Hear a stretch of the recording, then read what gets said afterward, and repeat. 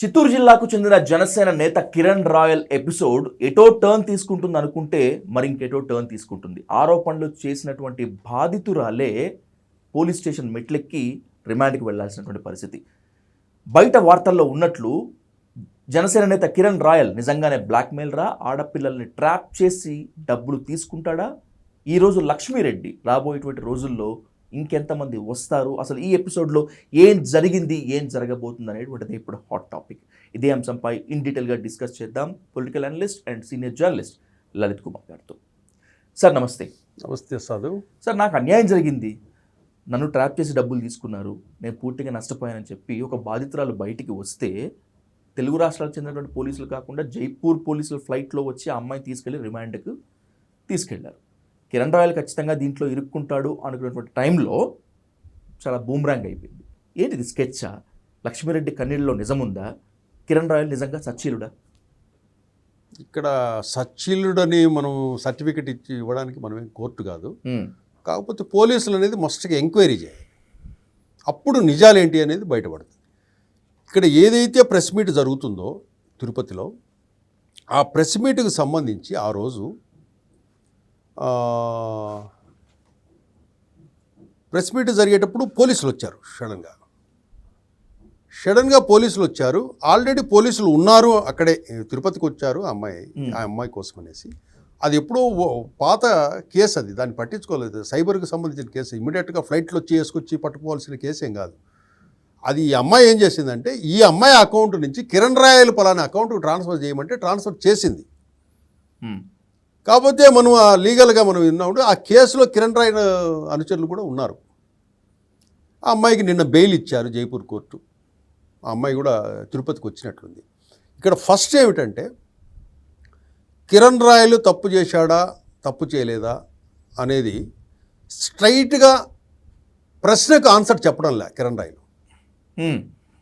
ఇప్పుడు పెట్టిన ప్రెస్ మీట్లలో ఆ అమ్మాయికి మీకు జరిగిన వ్యవహారం గురించి మనం అడిగే ప్రశ్నలకు సూటిగా సమాధానం చెప్పడంలా. దాన్ని ఎట్లా టర్న్ చేస్తున్నారంటే, అది వైసీపీ కింద టర్న్ చేస్తున్నారు. వైసీపీ కావాలని పెంచి పోషిస్తుంది ఈ అమ్మాయిని. వైసీపీ కింద అది పక్కన పెడదాం. వైసీపీ ఉందా, టీడీపీ ఉందా, జనసేన ఉందా, తర్వాత పక్కన పెడదాం. ఫస్ట్ ఇష్యూ అమ్మాయి బయటకు వచ్చి ఆరోపణలు చేసింది. ఆ అమ్మాయికి సంబంధించిన ప్రశ్నలకి మీరు సమాధానం చెప్పాలి స్ట్రైట్గా. ఒక ఛానల్లో కూర్చునేసి ఆ వీడియోలో అతనికి ఆ అమ్మాయి బెంగళూరు హోటల్ లాడ్జిలో చైన్ వేస్తూ ఉంది. ఐ లవ్ యూ అని, ఐ లవ్ యూ టూ అని అతను చెప్తూ, అతను మా తమ్ముడు అంటాడు, అది ఏఐ అంటాడు. ఇట్లాంటి ఇవన్నీ కూడా డైవర్షన్ టాపిక్స్ అయితే స్ట్రైట్గా అది నువ్వా కాదా చెప్పాలా. నేను కాదు అని స్పష్టంగా చెప్పేసి దాన్ని ఎఫ్ఎస్ఎల్ టెస్ట్కి పంపించాలి. రేపు పోలీసులు కూడా అదే చేస్తారు.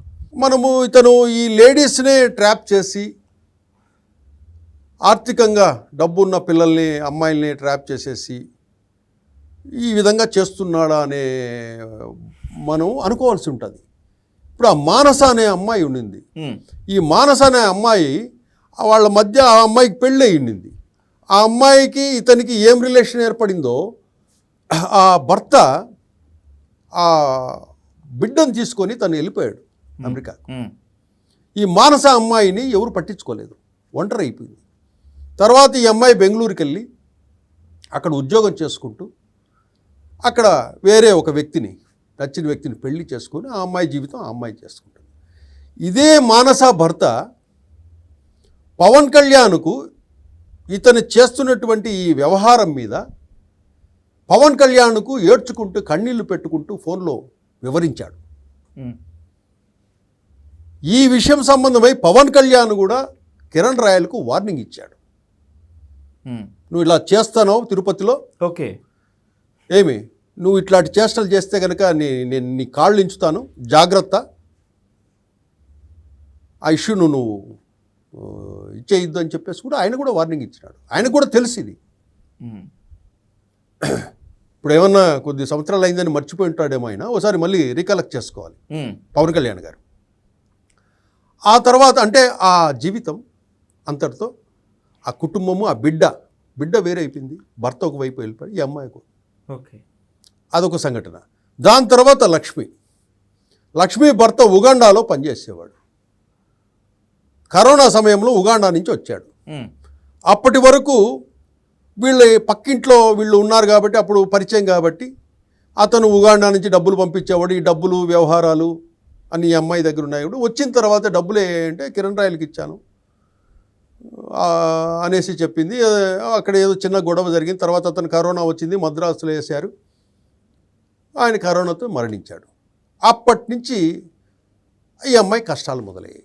వీళ్ళకి సంబంధించిన ఒక 5 acres ల్యాండ్ భర్తకు సంబంధించింది ఉంటే అది మంచి ల్యాండే. ఇప్పుడైతే మంచి రేటు పోయేది. అప్పట్లో ఒక ఎకరా కోటికేదో అమ్మేసినట్లున్నారు వాళ్ళు. అమ్మేసి ఆ డబ్బుల్ని ఏం చేశారు ఏమో.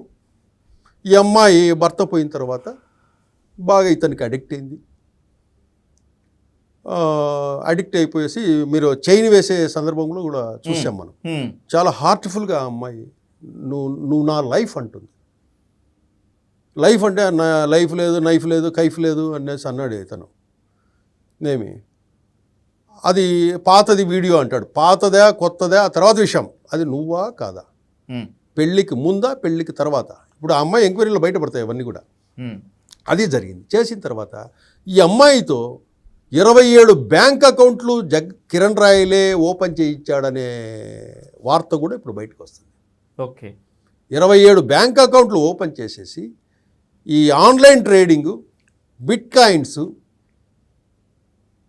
ఈ అది క్రిప్టో కరెన్సీ వీటికి సంబంధించి ఈ టెలిగ్రామ్ గ్రూప్స్లో తన టీము వాటిల్లో ఈ బిజినెస్ చేసేవాడు. ఈ బిజినెస్ లావాదేవీల్లో ఈమెకు సంబంధించిన అకౌంట్ల ద్వారా ట్రాన్సాక్షన్ జరిగేది. అది అక్కడ ఇప్పుడు లక్ష్మి బయటకు వచ్చింది కాబట్టి లక్ష్మి రేపు ఎల్లుండి ప్రెస్ మీట్ పెట్టబోతుంది. ఆ అమ్మాయి ఏం చెబుతుంది ఒకటి చూడాలి. అట్లాగే పోలీస్ కంప్లైంట్ ఇచ్చింది. పోలీస్ కంప్లైంట్తో పాటు హైకోర్టులో కూడా అమ్మాయి పిటిషన్ వేసింది. ఒకవేళ ప్రైవేట్ కంప్లైంట్ ఇక్కడ తీసుకోకపోతే కోర్టు ద్వారా చేయాలని. కాకపోతే అక్కడ తిరుపతి ఎస్పీ హర్షవర్ధన్ రాజు గారు మాకు కంప్లైంట్ ఏదైనా వస్తే ఆల్ ఎవిడెన్సెస్ అన్ని చూసిన తర్వాత దాన్ని కేసు ఫైల్ చేస్తామని కూడా నిన్న ఈవినింగ్ చెప్పాడు ఆయన. అవి చూస్తున్నాము, అది ఎంక్వైరీలో ఉంది, అన్ని చేసిన తర్వాత చేస్తామన్నాడు. ఈ కాన్వర్జేషన్లో లక్ష్మికి దీనికి మధ్య కొన్ని ఆడియో కాల్స్, ఆడియో మెసేజ్లు కూడా బయటకు వచ్చాయి. ఆ అమ్మాయిని దూషించడము, నువ్వు నాకు అప్పిచ్చినావా, నువ్వు వ్యభిచారం అనేసి అన్నాడు. నువ్వు వ్యభిచారివి, చంపేస్తా అన్న, నీ కొడుకుని చంపేస్తా, ముండా, ఇంకా ఎన్ని ఉన్నాయి అన్నీ అనేసి మొన్న రీసెంట్గా కూడా కొట్టాడంట ఆమె. ఈ చేయికి బ్లడ్ ఇదంతా వచ్చేసింది. ఇట్లా ఆ అమ్మాయి ఫ్యామిలీ, ఆ అమ్మాయి డిస్టర్బ్ అయిపోయింది ఆర్థికంగా. ఇప్పుడు డబ్బులు లేవు, డబ్బులు అన్నీ ఇచ్చేసింది. ఆ అమ్మాయిని అత్తగారు వదిలేశారు. ఇతనితో తిరగడం వల్ల తల్లిదండ్రులు వదిలేశారు. ఈ అమ్మాయి ఒకటి ఒంటరి. ఆ అమ్మాయి పేరు లక్ష్మీరెడ్డి.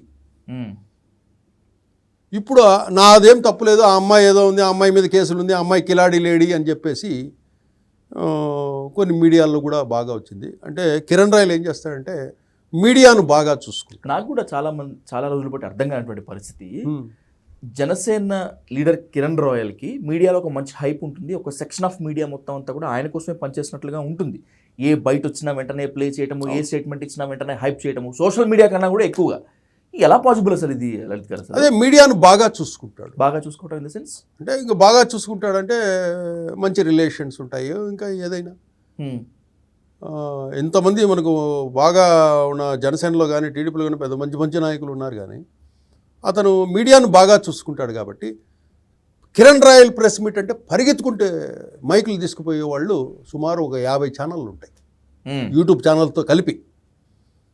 అంటే అంత మంచిగా చూసుకోవటం అంటే మెయింటైన్ చేయటమా, మేనేజ్ చేయటమా? అది మీరు ఎట్లా అర్థం చేసుకుంటారో. అది మెయింటైన్ చేస్తారా, వాళ్ళతో రిలేషన్సా, ఇవనేది అది ఆ లైవ్లు ఇచ్చే వాళ్ళకి,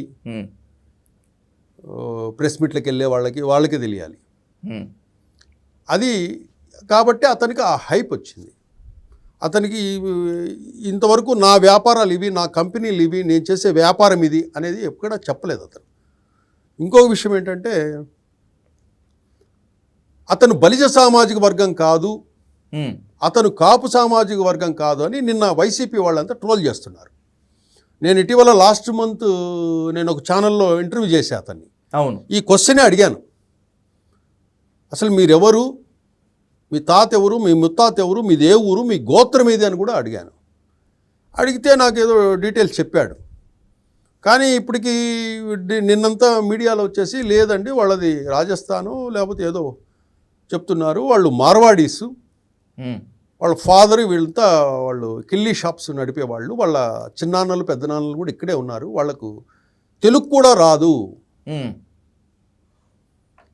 అనే విషయం వాళ్ళు చెప్తున్నారు. కాకపోతే మనకు తెలియదు అతను బలిజ సామాజిక వర్గమా మార్వాడి కమ్యూనిటీనా అనేది నాకు క్లియర్గా తెలియదు. ఇంకొక విషయం ఏంటంటే ఇందాక మీరు అడిగినట్లు అమ్మాయిలను ట్రాప్ చేసేసి డబ్బులు వసూలు చేస్తుంటారనే విషయం కూడా నా ఇంటర్వ్యూలో అడిగా.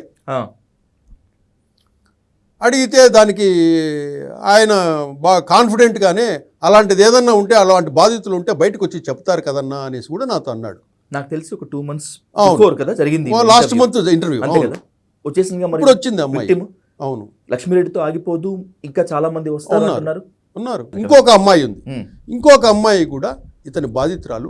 లక్ష్మి దగ్గర ఎప్పుడైతే డబ్బులు అయిపోయాయో ఆ అమ్మాయి దగ్గరికి వెళ్ళిపోయాడు. ఆ అమ్మాయి దగ్గరికి వెళ్ళిపోయిన తర్వాత ఆ అమ్మాయి కనుక్కునేది. కనుక్కునేసి ఏం చేసిందంటే ఈ శ్రీలక్ష్మికి ఫోన్ చేసింది, లక్ష్మీరెడ్డికి ఫోన్ చేసి ఇట్లా చేశాడక్క అని చెప్పేసి. ఆ అమ్మాయి మంచి కుటుంబం, వీళ్ళన్నీ మంచి కుటుంబాలు, ఏం చిన్న కుటుంబాలు ఏం కాదు ఇవి. కాబట్టి ఎందుకో వాళ్ళు ఈ రిలేషన్స్ ఏర్పడము, ఫ్రెండ్షిప్స్ ఏర్పడము, దీంట్లో ఈ ఫైనాన్షియల్ ట్రాన్సాక్షన్స్తో ఈరోజు రోడ్డున పడ్డారు. ఇది జరుగుతుంది. తిరుపతిలో జనసేన ఎమ్మెల్యే ఉన్నాడు ఆరణి శ్రీనివాసులు, ఎవరు స్పందించలా. తిరుపతిలో ఎంతోమంది అన్ని పార్టీల నాయకులు ఉన్నారు, ఎవడు కూడా అతనికి మద్దతుగా వెళ్ళటం కానీ సర్వసాధారణంగా ఇప్పుడు కిరణ్ రాయల్ ఒక్కడే వైసీపీ నా మీద ఇన్ని 100 కోట్లు ఖర్చు పెట్టింది, డిఫేమ్ చేయడానికి ఇంత చేస్తుందని చెప్పి అంటున్నాడు. కానీ ఒక్క జనసేన అగ్రనేత మీరు అన్నట్లు జనసేన ఎమ్మెల్యే ఎవరు కూడా సపోర్ట్ రాలేదు. అంటే వాట్ డస్ ఇట్ మీన్ అంటే వాళ్ళు అది ఎందుకంటే తిరుపతిలో చిన్న ఊరు, మీరెలాంటి వాళ్ళు నేనెలాంటి వాడిని, మీరేం చేస్తారు నేనేం చేస్తాను తెలిసిపోద్ది. కాకపోతే మనకెందుకు లేని గమ్మున ఉంటారు. ఇదే తిరుపతిలో ఎంతో క్రమశిక్షణ కలిగిన పొలిటికల్ లీడర్స్ ఉన్నారు. ఎవరెవరు ఏమేం చేస్తారు, ఎవరెవరు ఏంటండి, ఏం వర్క్ చేస్తున్నారు, ఏం యాక్టివిటీ ఏమిటి అన్నీ తెలుసు. కాబట్టి వాళ్ళు మౌనంగా ఉన్నారు. కిరణ్ రాయల్కి ఎవరు మద్దతు రాలేదు, జనసేన వాళ్ళు రాలేదు, ఎమ్మెల్యే నోరు తెరవాలి ఇంతవరకు. అవును, ఇది క్లారిటీ. అలా ఇప్పుడు ఇతని మీద ఉన్న కిరణ్ రాయల్ కూడా జనసేన కూడా మీరు కొద్ది రోజులు ఉండండి, కాన్ఫ్లిక్ట్ కమిటీ వేసాము, విచారణ చేస్తాము, అవసరంలే. ఒకటి పోలీస్ కంప్లైంట్ రిజిస్టర్ అయిందంటే మీ వాడు తప్పు చేసినట్లే కదా, ఇంక విచారణ అవసరం లేదు. ఓపెన్గా ఆడియో కాల్స్, వీడియోలు, వ్యవహారం అన్నీ ఉన్నప్పుడు మళ్ళీ దానికి విచారణ అవసరం లేదు. ఒకసారి పోలీసు వాళ్ళు కంప్లైంట్ యాక్సెప్ట్ చేశారంటే మీ వాడు తప్పైనట్టే లెక్క. మీరు కొద్ది రోజులు దూరం ఉండండి, కొద్ది రోజులు ఇక్కడ ఉండండి, కొద్ది రోజులు ఇక్కడ ఉండండి అనేసి ఒకటి వాళ్ళు ఏదో ఒకటి వాళ్ళు క్లారిటీ ఇవ్వాలి. నెక్స్ట్ ఇతను వైసీపీ తనను రాజకీయంగా అనదొక్కేదానికి నా మీద విష ప్రచారం చేయడానికి 100 కోట్లు ఖర్చు పెట్టింది అన్నారు. ఎందుకు పెడుతుందండి వైసీపీ? 100 కోట్లు అంటే మామూలు విషయమా కాదు, ఏం పిచ్చా? ఎందుకు పెడుతుంది వైసీపీ? ఒక వ్యక్తిని డ్యామేజ్ చేయాలంటే 100 కోట్లు అవసరం లేదు, 2000 3000 చాలు, అంతే. సోషల్ మీడియాలో చేసేయచ్చు. దానికోసం వైసీపీ మీకోసము 100 కోట్లు ఖర్చు పెట్టిందంటే తనను తాను హైప్ చేసుకుంటున్నాడా? అంటే నేను I'm the value of 100 crores అని చెప్తున్నాడా? నేను 100 కోట్ల విలువ కలిగే వ్యక్తిని అని చెప్తున్నాడా అని అదొక అర్థం చేసుకోవాలి మనం. ఏదేమైనా మీరు తప్పు చేయకపోతే స్ట్రైట్గా క్వశ్చన్ ఆన్సర్ రెండే ఉండాలి.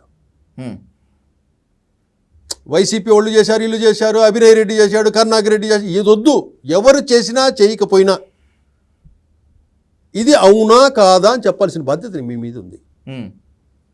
పవన్ కళ్యాణ్ స్ట్రాటజీ ఎలా ఉండే ఛాన్స్ ఉంటుంది ముందు? ఇప్పుడంటే ఆలయాల పర్యటనలో ఉన్నాడు కాబట్టి ఏం పట్టించుకున్నట్లుగానో, లేకపోతే పట్టించుకున్నా కూడా బయటికి రానట్టుగా అనుకోవచ్చు లలిత్ గారు.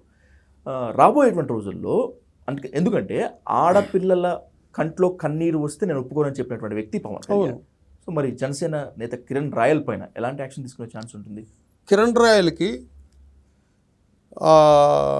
జనసేనకు ఎవరైతే ఆ లేయర్ ఎవరైతే కోటరీ ఉందో వాళ్ళతో కూడా మంచి సత్సంబంధాలు ఉన్నాయి. ఓకే, వాళ్ళు ఏదైనా కవర్ చేయగలిగితే అతన్ని కాపాడగలుగుతారా, లేదా మీడియా వాళ్ళు కలిసినప్పుడు పవన్ కళ్యాణ్ను ఈ క్లిప్పింగ్స్ అన్ని చూపించి ఈ అమ్మాయికి ఇలా జరిగిందని ప్రశ్నిస్తారా, దాన్ని ఆయన ఏం డెసిషన్ తీసుకుంటాడు అనేది ఒకటి ఆధారపడేది. ఇంకో విషయం ఏంటంటే ఇతని వ్యవహార శైలి మానస ఫోన్ కాల్తో తెలుసు కదా పవన్ కళ్యాణ్కి. కాబట్టి ఆయన కఠినమైన నిర్ణయం తీసుకునే అవకాశం ఉంటుంది. ఎందుకంటే ఈరోజు కూటమిలో ఉన్నాడు. మీ జనసేన నాయకుడు ఈ విధంగా చేశాడంటే కనుక టీడీపీలో అవమానం కదా, అవమానమే కదా. ఒకవేళ అతను చర్యలు తీసుకోకుండా కాపాడితే మీ వాళ్ళు తప్పు చేశారు, మీరేం చర్యలు తీసుకున్నారంటే రేపు అడగరా? బీజేపీలోని ఎవరైనా అడుగుతారు కదా, పబ్లిక్ అడుగుతారు కదా, ఏమయ్యా పవన్ కళ్యాణ్ గారు ఏం మాట్లాడారు మీరు? ఈరోజు ఈ అమ్మాయికి ఇంకోటి, మీ జనసేన నియోజకవర్గంలో మీ ఎమ్మెల్యే పరిపాలనలో ఉన్న నియోజకవర్గంలో ఒక అమ్మాయికి మీ జనసేన నాయకుడి ద్వారా ఈ విధంగా జరిగితే మీరు ఎటువంటి యాక్షన్ తీసుకుంటారు అని అడుగుతారు. ఒక రకంగా అడుగుతారు. మీ ఎమ్మెల్యే, మీ సీట్ అది తిరుపతి జనసేన సీటు. ఆ సీట్లో మీ నాయకుడే ఆ ఊరికి చెందిన ఒక అమ్మాయికే అన్యాయం జరిగిందే, ఆ అమ్మాయి రోడ్డు మీదకి వచ్చి పోరాడుతుందే అని ఆ అమ్మాయికి న్యాయం చేయరా అని అడుగుతారు. ఒకటి అవును, ఇవి ఆయనకు ఖచ్చితంగా యాక్షన్ తీసుకోవాల్సిన అవసరం ఉంటుంది. అది ఎటువంటి యాక్షన్ తీసుకుంటాడు అనేది మనం వేచి చూడాలి. ఇక్కడ ఇంకోటి ఏంటంటే ఇలాంటి ఆరోపణలు ఏవైతే కిరణ్ రాయల మీద ఏ విధంగా అమ్మాయిలకు సంబంధించి ట్రాపింగ్ ఇట్లా డబ్బులు తీసుకోవడం అనేది అన్ని పార్టీలలో ఉన్నారు. ఇక్కడేం శుద్ధపూసల పార్టీలు ఏం లేవు. జనసేనలో కూడా ఇలాంటి వాళ్ళు కొంతమంది ఉన్నారు, ఇదే జనసేన పార్టీలో. అలాగే ఇల్లీగల్ కాంటాక్ట్స్ పెట్టుకున్న పొలిటీషియన్స్ దాదాపు అన్ని పార్టీలలో 90% ఉంటారు. 90% పొలిటీషియన్స్ నియోజకవర్గ స్థాయి నుంచి ఎమ్మెల్యే ఈ నుంచి కూడా 90% వాళ్ళకి ఇల్లీగల్ కాంటాక్ట్ ఉంటుంది. కాబట్టి వీళ్ళంతా జాగ్రత్తగా ఉండాలి. భవిష్యత్తులో ఇట్లాంటి రోడ్ల మీద పడ్డాయనుకోండి, పడనంత వరకు బాగా జరుగుతుంది. ఓకే, పడిన తర్వాత ఏమైంది, మీ కెరీర్ కోల్పోతారు.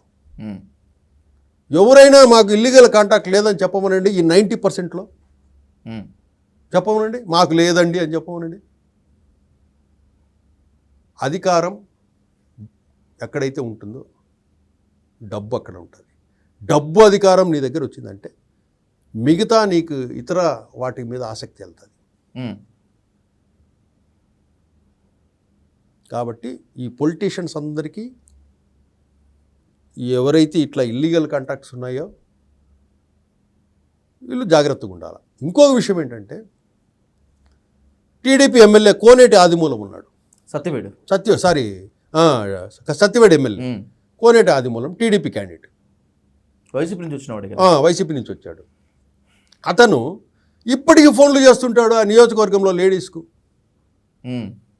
రాత్రులు ఫోన్లు చేసేసేది, నువ్వు భలే ఉండవు అబ్బా అంటాడు, నువ్వు భలే అందంగా ఉండవు అబ్బా, నువ్వు సూపర్గా ఉండవు అబ్బా, నువ్వు బ్యాక్ సూపర్గా ఉన్నావు, ఫ్రంట్ సూపర్గా ఉన్నావు అని ఫోన్లు చేస్తుంటాడు. ఇదే నియోజకవర్గంలో ఆడవాళ్ళంతా మొన్న చంద్రబాబు నాయుడు గారికి ఒక లెటర్ ఇచ్చారు. అవును, అయ్యా మాకు ఫోన్లు చేసి ఈ విధంగా అంటున్నాడు, ఆయన ఏమి యాక్షన్ తీసుకుంటాడు చూడాలి. అట్లాగే ఇదే కోనేటి ఆదిమూలము మొన్న ఒక 3 నెలల క్రితం 4 నెలల క్రితం అనుకుంటా తిరుపతి లాడ్జీ రూముల్లో ఒక కార్యకర్తతో బట్టలు ఇప్పి దొల్లుతున్నాడు పరుపుల మీద.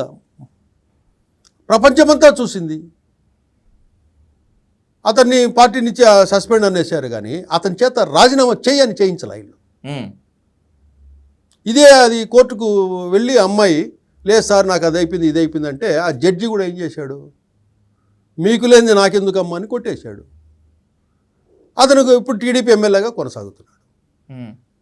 వాస్తవంగా చంద్రబాబు నాయుడు గారు ఏం చేయాలా, రిజైన్ చేయించు, పార్టీ సభ్యత్వం రద్దు చేయి, ఎమ్మెల్యే కూడా రిజైన్ చేయించండి. అప్పుడు మిగతా వాళ్ళకి భయం ఉంటుంది.